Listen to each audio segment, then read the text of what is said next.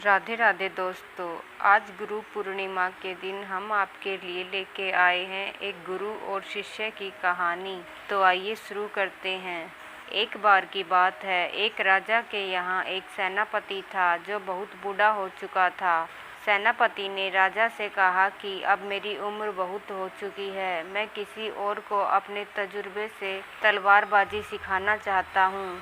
जिस किसी को भी इसका अभ्यास करना हो, सीखना हो तो उसे मैं यह हुनर सिखा सकता हूँ। राजा ने अपने सभी दरबारियों को बुलाया और यह बात उनके सामने रखी, जिसमें से अनेकों नौजवानों ने सेनापति को अपना गुरु समझते हुए उनसे तलवारबाजी सीखनी चाहिए। कुछ दिन के बाद इन नौजवानों में से एक के अंदर घमंड उमड़ आया। वह अपने आप को सेनापति से भी ज़्यादा बुद्धिमान वह अधिक बलवान समझने लगा। वह समझने लगा कि उसे तो सब कुछ आता है और वह सेनापति को भी पीछे छोड़ सकता है। राजा के पास जाकर कहा कि मुझे आपके सेनापति से भी ज़्यादा तलवारबाजी आती है, तो आप मुझे ही अपना सेनापति चुन ले। और घमंड में आते हुए कहा कि अगर आपको कोई शक है तो आप अपने सेनापति से मेरा एक मुकाबला करवा लीजिए, आपको यकीन हो जाएगा कि कौन ज़्यादा तलवारबाजी जानता है। राजा ने थोड़ा सोचा और मुकाबले के लिए हाँ कर दी। राजा ने यह बात अपने सेनापति को बताई कि एक नौजवान आपसे मुकाबला करना चाहता है, जो आपका ही एक चेला है। सेनापति को कुछ समझ नहीं आया। थोड़ी देर बाद सेनापति ने मुकाबले के लिए हाँ कर दी। दिन और समय तय हो गया। अब नौजवान घबरा गया। वह सोचने लगा कि इतना बूढ़ा सेनापति भी मुझसे मुकाबला करने के लिए तैयार हो गया, अब मैं क्या करूं? वह सेनापति के हर कार्य को ध्यान से देखने लगा।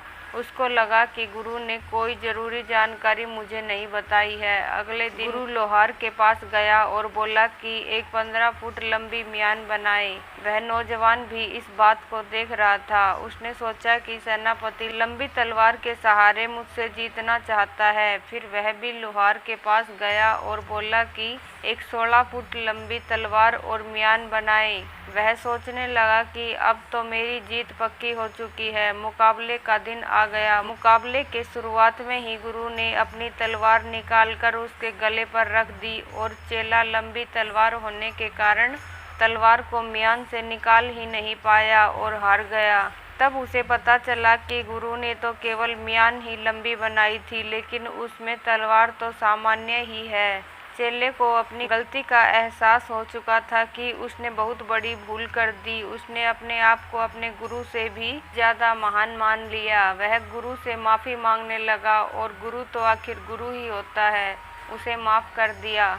तो दोस्तों, इस छोटी सी कहानी से हमें यही शिक्षा मिलती है कि कभी भी अपने गुरु या अपनों से बड़ों का अपमान नहीं करना चाहिए। अपने आप को यह नहीं समझना चाहिए कि हम सब कुछ सीख चुके हैं, क्योंकि इंसान कितना भी बड़ा हो जाए, कितना भी सीख ले, लेकिन वह सब कुछ नहीं सीख पाता। ऐसा इंसान जरूर कोई और होगा जो उससे भी ज़्यादा जानता है। तो हमेशा अपने गुरु या अपने से बड़ों का आदर करना चाहिए, सम्मान करना चाहिए। तो कैसी लगी आपको ये छोटी सी कहानी? हमें कमेंट करें और मेरे चैनल को सब्सक्राइब कर ले, ताकि आपको आने वाली हर कहानी की नोटिफिकेशन मिल जाए। धन्यवाद दोस्तों कहानी सुनने के लिए।